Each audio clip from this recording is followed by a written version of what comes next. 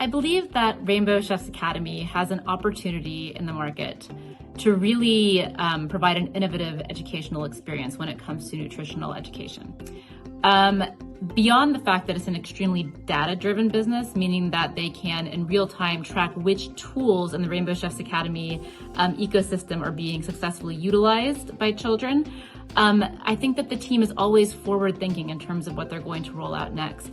For example, I really love that in schools which may not have physical access to a kitchen or the ingredients or the staff required to oversee hands-on cooking lessons, the Rainbow Chefs Academy team is already looking to the next frontier with, how can we provide a digital kitchen which is fully immersive for children to learn cooking skills with and nutrition skills with in real time?